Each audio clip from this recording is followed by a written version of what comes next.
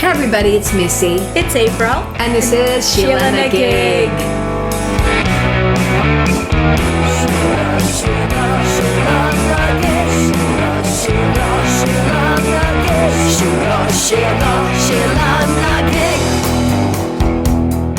Hey everybody, thanks for listening. We're so glad you could join us. This is SheelaNaGig. We are, of course, a podcast that exemplifies and talks about, we do storytelling of women who maybe deserve a little bit more due in history, or maybe they've already had their due, but deserve a little bit more light. Somebody who empowers us, inspires us. We just want to share them with you. Somebody whose story you think you know, but you don't really know. That happens too. That happens too. That does. Yeah. And today, for instance, it's somebody you probably know. I don't know. You may know about her, but you know what? She's so awesome that I have to remind you about how awesome she is. So that's kind of where we're going today. But how are you, April? I'm well, thank you. What's been going on? Well, I am getting ready to go on a major trip with my husband to Spain. Woo! Yeah, so I'm sitting here just pretending that I'm just cool and present, but I'm really, half my brain is on that plane already. I get it. I get it. Just be careful during the flamenco dancing. I got kicked out once because I got so excited that I just was like, snapping my fingers and tapping my feet, and I was drinking. But I threw off the flamenco dancers and I got thrown out of El Cid. I think it was like I'm going to say it was like maybe my 45th birthday or something. And I was you were celebrating a little too much? I was there with my aunt. Well, I'm willing to take a bet that Stephen and I won't get thrown out of our flamingo dancing performance. Flamenco. I like flamenco dancing. Flamenco dancing. But okay. We did look at that the other night and we got some tickets, so we will be attending. Okay, be careful. Why? I'm just saying, don't tap. You might get excited. Like I get excited, especially, if I've been drinking a little bit. So no rhythm. Okay. No rhythm. No rhythm. Just let them do the rhythm. All right. Yeah. And speaking of trips, you had a little trip this weekend. I did. I went to Las Vegas for a 3-day volleyball tournament for my 12-year-old daughter. Oh, how fun. Yeah. It was freaking balls out. We really think of you as the volleyball mom. I never fucking thought I would be a volleyball mom. That's what kids do to you. Anybody who's contemplating parenthood, just take note. You never know. You never know. But it was, it was fun. I do like the volleyball moms in my group, so they're pretty awesome. All the parents actually are pretty awesome. That's great. So we had some fun. We hung out. It was intense, and the girls did pretty well. So. I was really proud. So yeah, but got back at 10:30 last night from Vegas. I haven't even unpacked yet, but it's okay. It's all good. One of the reasons why you didn't unpack, I happen to know, is that you've been busy going down the rabbit hole. I've been working on my Sheela for today. I've been working on my Sheela. Yeah, I had started her, but I needed to, finish her off, Joe. So tell us who she is. Okay, so again, this is a current Sheela. Oh, okay. So I'm assuming that most of you have heard of her. But we're just making sure, again, that she gets all the light in this world. All that light she deserves. And today I'm talking about astronaut and activist Amanda Nguyen. Ooh. Amanda Nguyen. All right. Pretty amazing. So at the age of 33, she's 33 years old. Yeah. Nguyen has a string of accolades that most people will never collect over the course of a lifetime, or many lifetimes for that matter. It's kind of crazy. She was nominated for the Nobel Peace Prize, Time Woman of the Year. She's a Forbes 30 and under 30. She's also the first Vietnamese woman ever to fly in space. But Nguyen has a harrowing and kind of a painful story, definitely a painful story that led her to this point in her life. And in March, just this past March recently, 2025, she released a memoir called Saving 5, A Memoir of Hope. So a warning today, this episode does cover the topic of sexual assault. So I just want to put that out there in case you may not want to listen. We totally understand and respect that. But Amanda Nguyen was born in Corona, California on October 10th, 1991 to a Vietnamese family. Her parents were both war refugees. Mm-hmm. And according to Nguyen, her family used the stars to to navigate their way to freedom by boat, Wow. having fled their homeland on small boats with limited belongings. And her parents then met in the U.S. Her dad and mom left Vietnam after the fall of Saigon and came to America in different paths, but kind of shared those paths and met. Wow. And she spent her childhood surrounded by her extended family in an area in Corona called Little Saigon. And while her parents' stories of navigating the night sky using celestial navigation really filled her childhood with a sense of wonder, her father's violent and abusive nature created a deeply challenging environment for Nguyen. That's unfortunate. Yeah, it's sad. But her family, therefore, spent a lot of time in the local library or at bookstores as a way to escape. Do we know how many siblings she had? I don't. I looked, sorry. and I thought maybe it was none, but I don't know. I will know for the next episode, but I got the feeling that she had a lot of extended family, but she may have been an only child. But she has described her childhood as marked with head-shaped dents in the plaster from her father's anger. Ooh, that does not sound warm and fuzzy. No. I'm sorry. Not good. So Amanda also excelled at school from a young age, and she kind of saw this as her, her way of coping with kind of that abusive, violent home life. She saw education as her escape. And so she knew from a young age that she needed to succeed in order to secure a better future for herself. And she had this ambition from when she was very young of becoming an astronaut or joining the CIA as a spy. Oh, well, that's intriguing. I know. But what's interesting about her ambitions to be an astronaut is here her parents got to the U.S. through celestial navigation. Yes. And it's sort of interesting that she also aspired to something. It's true. It's true. And it's mentioned. It's kind of mentioned that might have played into her decision. Yeah. So Amanda graduated from Centennial High School of Corona, California, right here in California, where April and I live. And in 2009, she interned at NASA, and she actually interned at NASA in 2011 and 2013 as well. She also conducted research on exoplanets at the Harvard Smithsonian Center for Astrophysics. Well, that sounds a little heady. It is heady. Yeah, it is heady. Then, of course, she entered Harvard at 18, where she earned her bachelor's in 2013 studying astrophysics. Astrophysics. So, to quote Nguyen, she said, "Succeeding was my way of surviving, of growing up. My father was abusive, something I've never spoken about publicly until now. And if I didn't secure the scholarships, the internships, the jobs, then I would have had to return to a broken and abusive home." So this is really her inspiration to succeed. However, things took a turn during her senior year at Harvard.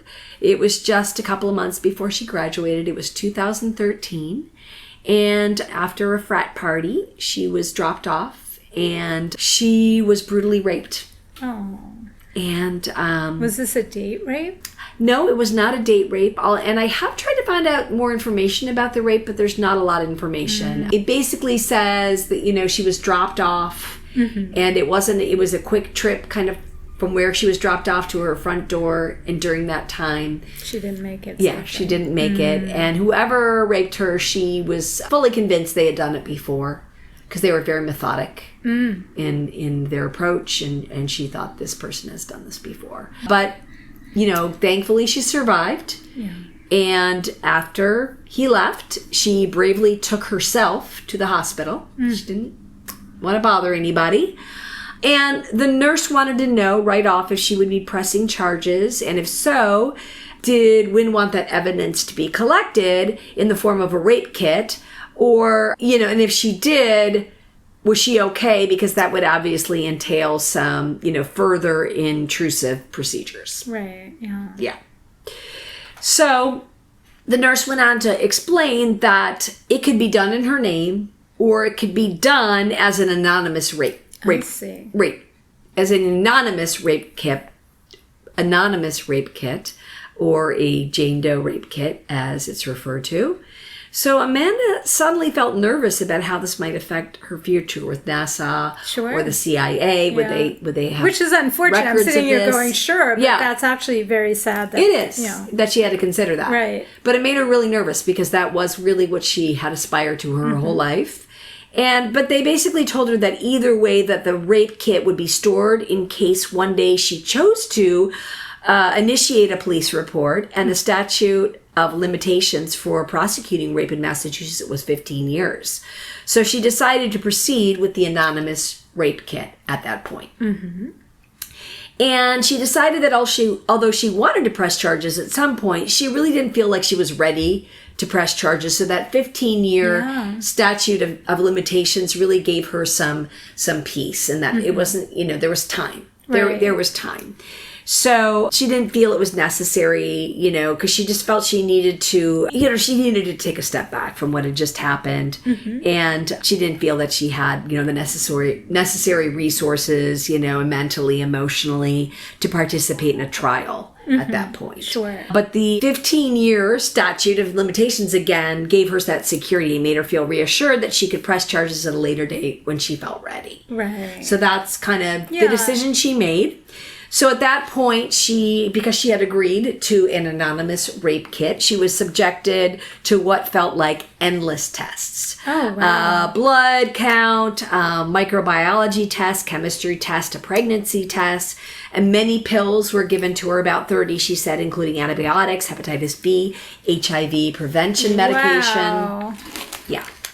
And finally, she was discharged with the bill of $4,863.79. Oh my gosh. As well as 65 pieces of paper, prescriptions and their side effects, forms to sign, leaflets, a medical letter for university work extensions, etc. Wow. That feels doubly violated. I know. Like to just have to go through that and then go through all those tests and be build up the yin yang for it. Wow. It's insane. Yeah. It's insane. Like as if that is not hard enough. Right. Exactly. Ugh, it just makes me sick. So arriving at her dorm room later that night in the depths of her grief, she scribbled a note to herself and it said, "Never, never, never give up." And she taped it to her laptop as a mantra to carry her through the next few years of her life. Wow. Yeah. So it was only later, back in her bedroom, she was kind of going through all the leaflets and all the paperwork, and she found buried in this a devastating and nonsensical piece of information that they had not told her about, but there it was, clearly in front of her. And it basically said that by not assigning her name to the evidence, it meant that her rape kit would be destroyed under Massachusetts state law after just 6 months. Are you kidding? After all of that? She was devastated. Yeah. Oh, wow. Mm-hmm. Mm-hmm. Wow. Because it was an anonymous rape kit, it would be destroyed after 6 months. And that's not what she was told at the hospital. Well, she wasn't told that piece. So it didn't differentiate. Well, what good was the statute of limitations if they're not keeping evidence? Exactly. So the statute of limitations, of course, is 15 years, and because it recognizes that trauma takes time to process, as Nguyen, it allowed a victim to revisit that justice. And again, to quote Nguyen, it gives grace to the experience of trauma, but destroying the rape kit after 6 months prevents a survivor from being able to access vital evidence. I learned that those kits aren't even being processed. Why would I go through this invasive procedure for it to be destroyed before it's even tested? In murder cases, cold cases are solved years later because evidence is not destroyed. So why was this particular crime that predominantly impacts women the one where evidence was just thrown out? That is something. And she felt like he knew what he was doing, that he'd done this before. So it's very possible this is a serial rapist. Yeah. And that evidence was not just dealing with her and her experience, but it could impact a lot of other women. Absolutely. Wow. And has impacted a lot of, other women at this point, obviously. So in those days that followed, Nguyen was informed by her rape crisis volunteer that she was assigned that a prosecution would take an average of 2 to 3 years, and there was a 1% conviction rate. Oh my stars! This just keeps getting. It gets worse and worse. Yeah. So she had this moment of like, here I was 2 months before graduation, set to work for the CIA. She actually had her application in the CIA. Wow. She had these just really high aspirations. And suddenly does she want to pursue this rape case? So she decided that she was ready to put her life on hold, though. She needed to freeze her applications and her ambitions for this situation, knowing that, she had a 99% failure chance. Well, I have to say, it sounds terrible to say how impressive that she was able to recognize she needed to put her career on hold and really lean into this. But it is impressive. I mean, I think it would be tempting. I imagine it would be tempting, especially with all she's achieved, to just stuff it and power on. Yeah. Wow. Yeah. It's pretty amazing. And it's a shame that it were her choices at the time. Yeah. It's sad that she had to make that decision. Mm-hmm. So she just basically said the system was stacked against me. It felt rigged, and that felt like a greater betrayal to me than being raped. Which is just so fucked up. Very, very sad. So she was also quoted as saying that it felt like her entire life stopped, and the only thing that I could hear was this thunderous ticking of the second hand. Every single moment that my kit wasn't extended, it would be 1 second more toward the destruction of my evidence. Wow. So she also wasn't given any official instructions on how to file for an extension. She realized that the system was completely broken at this point, particularly because the extension request would be an unnecessary reminder of a traumatizing experience. And so she started to meet with other survivors and heard their similar stories and concluded that the current legal protections were just insufficient. And she's quoted as saying, fighting for the civil rights of rape survivors started from a very personal place. I remember walking out of the hospital and suddenly feeling so alone. People tell survivors to go to the criminal justice system to get help, but when I tried to get help, I was met with this legal labyrinth. It's quite re-traumatizing to have to go through this continually and have to fight to hold on to critical evidence in a violent crime in my own rape when other crimes are not treated that way. That's why it is a civil rights issue. Evidence for other crimes is stored indefinitely. You wouldn't throw away evidence in a murder case. Right. Why would you destroy evidence in a rape case? It's just really shocking. It is shocking. Nguyen says, I'm an accidental activist in the sense that it's not what I wanted to be. I wanted to be an astronaut, she said. But she was deferred, her dreams were deferred to fight against her rights, to fight for her rights, because no one else is going to do this for her, she had said. So instead, she was just determined to break down those barriers for justice. And she decided at that point she was going to found her own civil rights nonprofit called RISE, a non-governmental organization to platform survivors' voices to try to change the law and fight for the rights of survivors of sexual violence. So she really did become an unwilling advocate. Yeah. Here she had, she had such a future. This is what she was going to do. She was going to be an astronaut. She was going to work for the CIA. And then she had this terrible thing happen to her. Wow. And realized changed her life. It did. But it changed her life. Like, I need to put my life on hold. Right. I needed to really address what's really important right now. Mm-hmm. Because I'm not the only one who's experienced this. I need to make a difference for everyone. Yeah. And I mean, it's so admirable. It's so amazing that she was willing to do that. So Nguyen began RISE. It was a grassroots movement, and it started in 2014, just a year after her rape. Mm-hmm. She started with a team of other survivors and also volunteers, and they were initially just raising money through GoFundMe. And she explained that the organization was named RISE to remind us that a small group of thoughtful, committed citizens can rise up and change the world.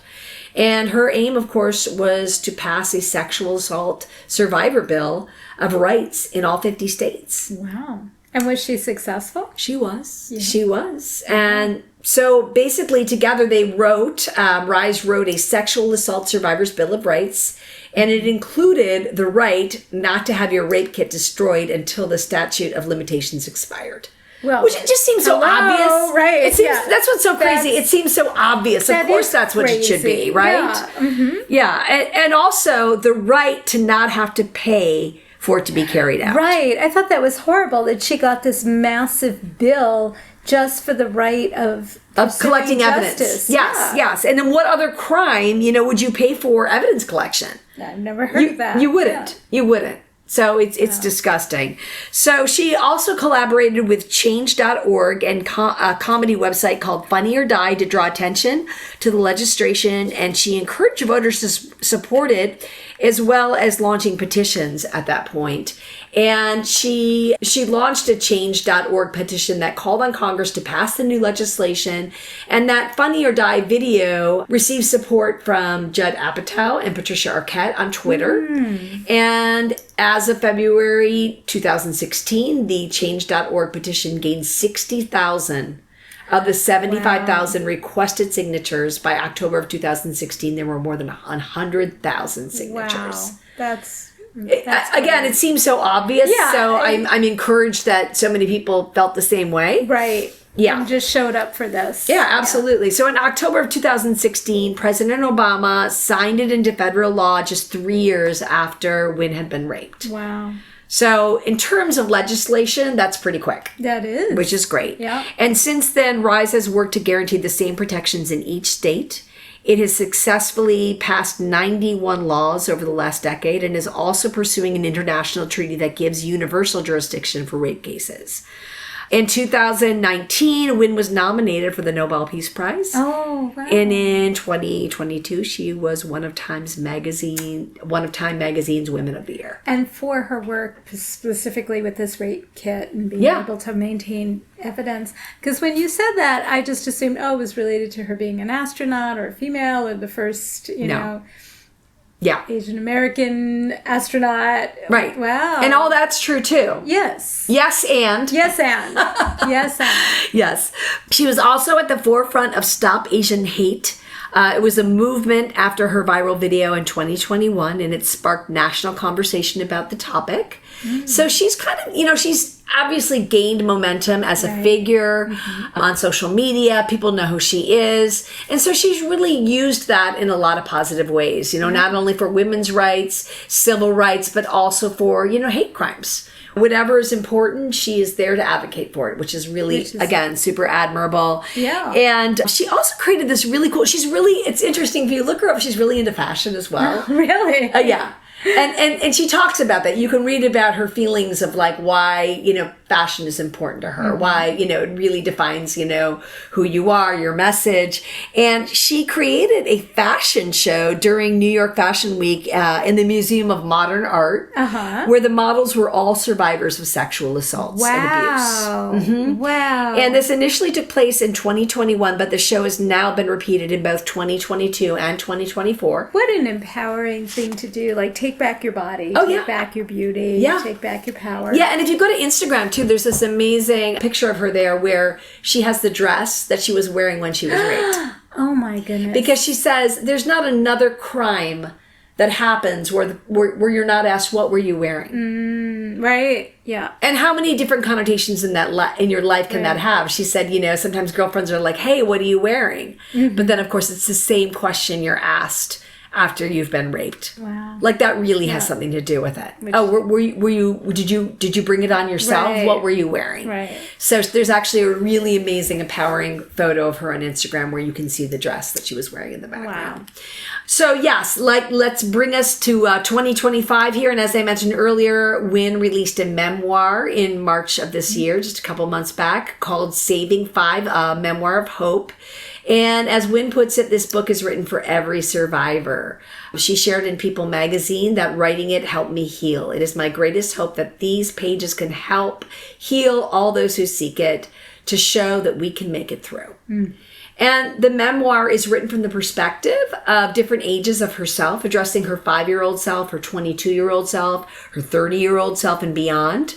And Nguyen is quoted again as saying, I picked a 5-year-old, an 80-year-old, because really I think the purpose in our lives is to live out our full potential and to make ourselves proud. Truly what I want people to know is that their dreams matter and can still come true.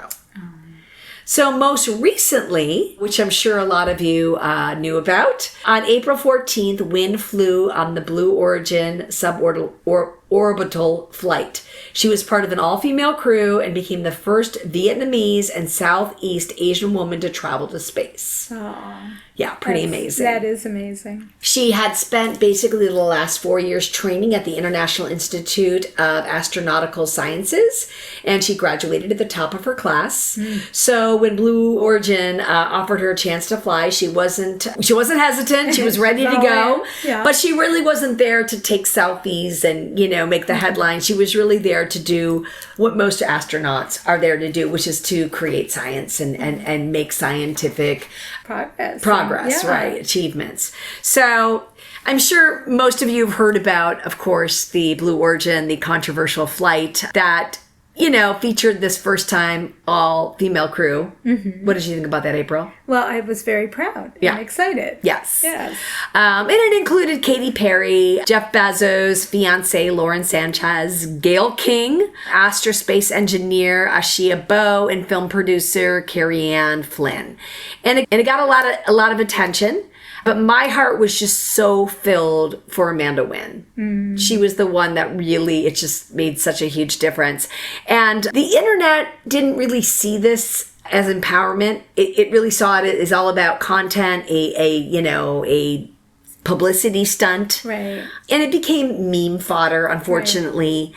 And the backlash, really wasn't unwarranted per se. According to Daniel Anderson from Joy Sauce, critics, including fellow celebrities, slammed the flight as a PR stunt again that highlighted the privileged nature of space tourism for the wealthy and powerful. And the event was seen as this kind of disconnection from everyday struggles and kind of a missed opportunity to really honor women who have dedicated their lives to space exploration. And even men who've paid their way into space, because certainly these women weren't the first. Yeah.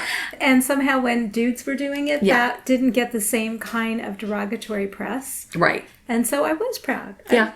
Even for the commercial pieces of it, elements, the monetization of it, it's like... Yeah. I can see both sides of it for sure. I can definitely see both sides of it. But according to Daniel Anderson from Joy Sauce, one woman who, amid the noise, actually used her seat to advance something meaningful was Amanda Nguyen. Amanda brought science, symbolism, and serious purpose to that flight, and she deserves her flowers. Amen. And I certainly agree with that. Absolutely. With that sentiment. Yeah. Yes. So in partnership with the Vietnamese National Space Center and the Philippine Space Agency, she actually conducted 2 experiments. One focused on women's health, specifically how fluid dynamics in space impact the absorbency of materials like bamboo-based sanitary pads. Well, that doesn't sound like fluff to me. Oh, no. And according to Nguyen, women were barred from becoming astronauts as NASA early on barred them because of menstruation. Oh, wow. They didn't have the data to back that up, but it looks like now they do because of Amanda Nguyen. And menstruation was a factor that hindered women from becoming astronauts, unfortunately. So, but today, despite progress, women still represent roughly only 11% of astronauts. So more research like Amanda's is vital to developing safe and effective external devices and materials for managing menstruation and blood flow during extended space missions. Mm-hmm. And this isn't something you really think about, but it's really important. It's really freaking important for women astronauts. Yes. Yeah. And she also conducted a pathology experiment in partnership with the Vietnam National Space Center and the University of Wisconsin-Madison. She was studying microgravity's impact on Brassica rapa seeds, which originated from Southeast Asia. And these are these seeds that can grow in space. So it's pretty amazing. They can actually, it gives the potential to actually grow things in space. Wow. So Nguyen says, my journey has always been about pushing boundaries and embracing every facet of my identity. My dream isn't just to explore space, but to make a difference here on Earth. As a woman astronaut, opportunities are scarce, and often what brings you joy aren't showcased. Mm-hmm. because joy is the most radical form of rebellion. The sky's not the limit, it's just the beginning. Ooh, I love that. I love that too. I great. love that joy is the most radical form of rebellion.